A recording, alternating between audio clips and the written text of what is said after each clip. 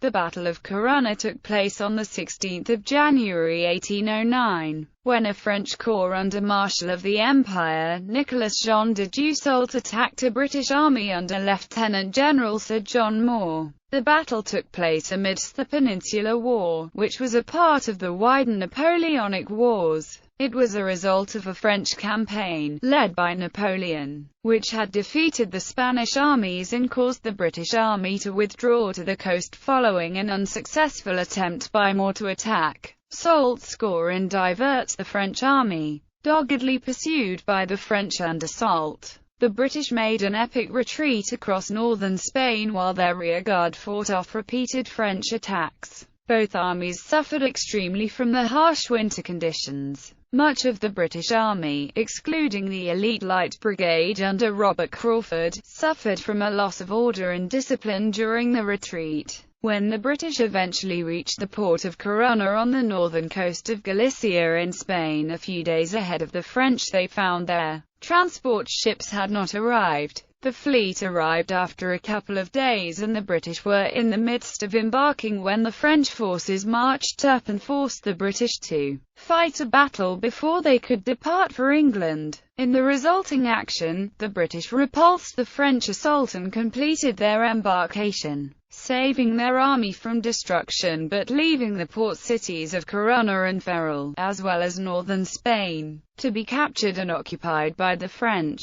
During the battle, Sir John Moore, the British commander, was mortally wounded, dying after hearing all the French attacks had been repulsed. Background: in early October 1808, following the scandal in Britain over the Convention of Sintra and the recall of the generals Dalrymple, Burrard and Wellesley, Sir John Moore took command of the 30,000-man British force in Portugal. In addition, Sir David Baird in command of an expedition of reinforcements out of Falmouth consisting of 150 transports carrying between 12,000 and 13,000 men, convoyed by HMS Louis, Amelia and Champion, entered Corunna Harbour on 13 October. By November 1808, the British Army, led by Moore, advanced into Spain with orders to assist the Spanish armies in their struggle against the invading forces of Napoleon. After the surrender of the French army corps at Belen and the loss of Portugal, Napoleon was convinced of the peril he faced in Spain. Deeply disturbed by news of Sintra, the emperor remarked, "I see that everybody has lost their head since the infamous capitulation of Belen. I realize that I must go there myself to get the machine working again." The French, all but masters of Spain in June, stood with their backs to the Pyrenees, clutching at Navarre and Catalonia. It was not known if even these two footholds could be maintained in the face of a Spanish attack. By October, French strength in Spain, including garrisons, was about 75,000 soldiers.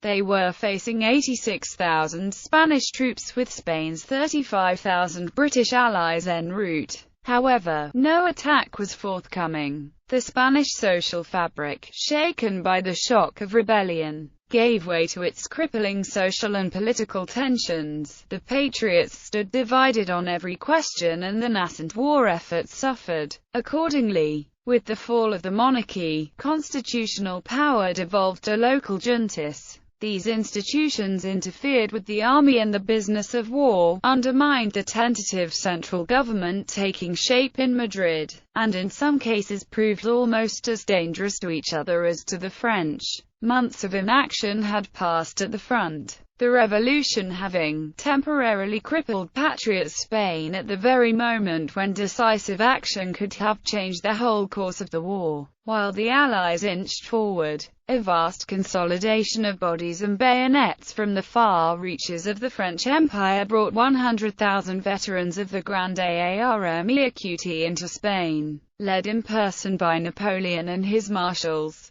With his Armée Aquatint d'Espagne of 278,670 men drawn up on the Ebro, facing a scant 80,000 raw, disorganized Spanish troops, the emperor announced to the Spanish deputies, "I am here with the soldiers who conquered at Austerlitz, at Jena, at Eylau, Who can withstand him? Certainly not your wretched Spanish troops who do not know how to fight. I shall conquer Spain in 2 months and acquire the rights of a conqueror." Starting in October 1808, Napoleon led the French on a brilliant offensive involving a massive double envelopment of the Spanish lines. The attack began in November and has been described as an avalanche of fire and steel. For a time the British army was dangerously dispersed, with Baird's newly arrived contingent at Astorga to the north, Moore at Salamanca and Hope 70 miles to the east near Madrid, with all Moore's cavalry and artillery.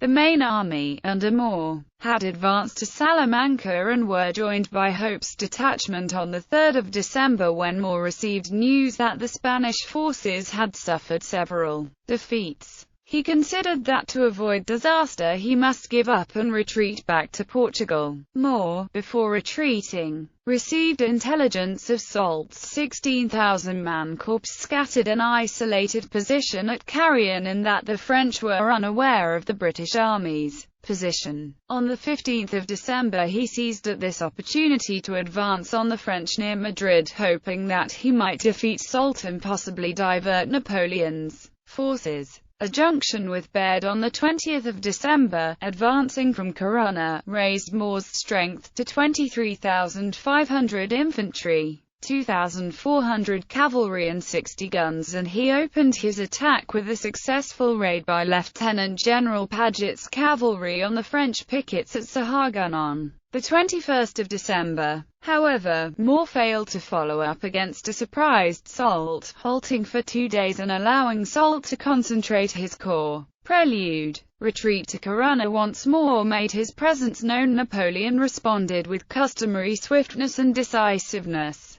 The Spanish were defeated and no longer an organized threat. His army was generally concentrated while the enemy was dispersed. With the initiative firmly in his grasp, Napoleon seized the chance to destroy Britain's only field army. When Moore realized he was in serious danger of being trapped, he called off his advance and went into headlong retreat. This epic dash and chase would cover more than 250 miles, during which the British cavalry and the infantry of the Light Brigade were used to cover the movements of Moore's army after their retreat began on the 25th of December. This saw them engage the French in small rearguard clashes, including defeating a French cavalry force and capturing General Charles Lefebvre Desnouettes at Benavente before entering the mountains of Galicia, and another at Cacabelos where General Colbert Chabannes was killed by a British rifleman. The retreat of the British, closely followed by their French pursuers,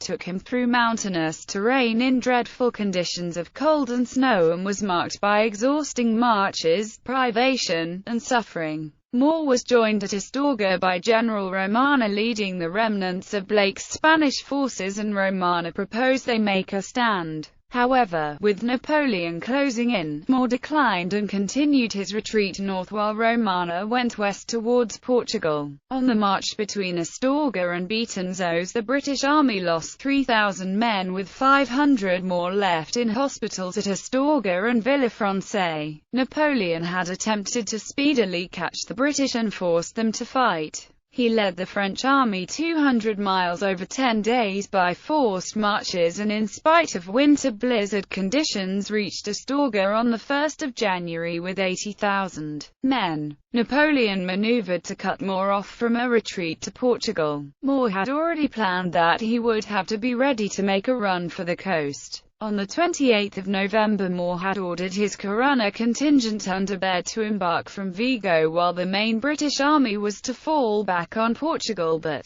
by the 28th of December he had decided to embark the whole army at Vigo. Abandoning Astorga on the 30th of December, he would manage to keep ahead of the pursuing French and avoid a major battle. Moore ordered Crawford and 2 brigades as well as the troop transport ships to the port of Vigo. Napoleon would write to his brother Joseph on the 31st of December, "My vanguard is near Astorga, the English are running away as fast as they can. They are abhorred by everybody, they have carried off everything, and then maltreated and beaten the inhabitants. There could not have been a better sedative for Spain than to send an English army. When it was clear that he could not bring more to battle, Napoleon left the pursuit of the British to Soult's corps with Marshal Ney in support and took the bulk of the army, some 45,000 men, back to Madrid. Napoleon decided to leave Spain to attend to other pressing matters. The Austrians were about to declare war on France, and would soon invade Italy and Bavaria. Several times the discipline of the British broke down. On the 28th of December, British troops pillaged and looted Benavente. At Bembiba on the 2nd of January, hundreds of British soldiers got so inebriated on wine, and not for the first or last time, that they had to be abandoned and were captured or cut to pieces by the pursuing French dragoons. Similar incidents took place, including one in which French pursuit was so close there was not time enough for Paget, commander of the British rearguard, to complete the hanging of 3 British soldiers. As an example, for the pillaging a Spanish town, the French cavalry general Colbert was killed while in close pursuit across the bridge at the village of Cacabelos by a long-range rifle shot fired by Thomas Plunkett of the 95th Rifles. After driving off the British 15th Hussars, losses were about the same for the 2 units. Moore made his stand before the old Roman town of Lugo on the 6th of January and offered battle, but initially, Soult's forces were too strung out. Over 2 days Soult concentrated his troops and tried to get Ney to send a division from Villafranca del Bierzo, but Ney sent few troops. By the 8th, Soult was prepared for battle, but Moore, imagining Ney was outflanking him, slipped away that night, shooting 500 founded horses and destroying artillery caissons and food stores. Now realizing he could not get to Vigo and fearing his army would disintegrate on the way, he ordered the transports to Beatonzos Bay between Corunna and Ferrol, and he headed for Corunna. Rainstorms and confusion caused the British main body to partially lose order and break up, with thousands straggling. Some 500 British were captured by the pursuing French dragoons, with hundreds more stragglers captured by Franceschi's cavalry on the 10th and several hundred more on the 11th. The loss of troops between Lugo and Beatonzos was greater than all of that of the preceding retreat. Eventually, on the 11th of January, the British main body reached the port of Corunna in northwest Spain, where they had hoped to find the fleet to take them back to England. They found Beatonzos Bay empty and only 26 transports and 2 warships at Corunna. The rest of the 245 ships had been delayed by contrary winds, only arriving at Vigo on the 8th and would not depart for Corunna until the 13th. The French had also suffered severe fatigue and deprivation during their pursuit, having to travel over ground already crossed by the British. The British rearguard had held off the pursuing French, allowing the rest of the British army to continue to withdraw. However, the French cavalry had continually pressed them and prevented effective reconnaissance by the British cavalry. Soult's infantry had also had trouble keeping up and was badly strung out, and most were well behind the cavalry, which included the divisions of Armand Lebrun de la Housse, Jean-Thomas Guillaume Lorge and Jean-Baptiste Marie Franceschi de Lon. Soult's 3 infantry divisions, commanded by Pierre Hugues Victoire Merle, Julien Augustin Joseph Mermet and Henri-François Delaborde, and his artillery would arrive at Corunna piecemeal over the next few days. Arrival of the armies before Corunna. The British army arrived in Corunna on the 11th of January, and there were found only the ships of the line, a small number of transport and hospital ships to which the many wounded were embarked. There was also a large quantity of badly needed military stores. 5,000 new muskets were issued to the troops, a vast amount of cartridges for re-equipping, numerous Spanish artillery pieces and plenty of food, shoes and other supplies. The French army began to arrive the next day, building up strength as they arrived from the march. Soult's artillery arrived on the 14th of January. The long-awaited transport ships also arrived on the 14th, and that evening the British evacuated their sick, some horses and most of the remaining field guns, cavalrymen and gunners. There was no intention by the British of garrisoning and holding on to Corunna as a future base with its extensive stores and certain support from the sea. The British then destroyed a portion of the enormous amount of military stores originally intended for the Spanish. Nearly 12,000 barrels of powder, 300,000 cartridges in 2 magazines outside the town, and 50 fortress guns and 20 mortars. The British embarked nearly all their cannon and artillerists and, as the terrain was unsuitable for cavalry, all their cavalry troopers and a few healthy horses, but killed some 2,000 of the cavalry's horses. Moore now actually had the advantage in numbers in infantry, 15,000 to 12,000, and with the rough ground much broken up by sunken roads and walls, Soult's cavalry would be of little use. The British were rearmed, well-rested and well-fed, in marked contrast to the oncoming French. Moore had deployed his army to cover the evacuation by placing the main part of it on a ridge astride the road to Corunna, a mile and a half south of the harbour. A stronger position lay to the south, but the British commander considered that he lacked the numbers to defend it properly and had to be content with placing outposts there to slow the approach of the French. The left flank was covered by the River Mero and the left and centre of the ridge was quite defensible. The western and lower end of this ridge was more vulnerable and could be swept by guns on the rocky heights of the loftier range opposite, and the ground further west consisted of more open terrain extending as far as Corunna, which might provide the means of turning the whole position. Moore held 2 divisions back in reserve a little north and westwards in order to guard the right flank and to prevent a turning movement. On the 15th of January, French troops pushed back the British outposts on the higher range and gradually took up position there. A counterattack by British 5th Foot was repulsed with heavy loss. Soult sighted his 11 heavy guns upon the rocky outcrop from where they would be able to fire upon the British right. The task was very difficult and it was night before the guns had been dragged into position. De Labour's division was posted on the right and Merle's in the centre with Mermet on the left. The light field guns of the French were distributed across the front of their position. However, the broken ground, sunken roads and walls limited them to long-range support. The French cavalry was deployed to the east of the line, for the British Bird's division formed on the right and Hope's the left, each deploying a brigade en potence with Paget as the reserve at the village Eris.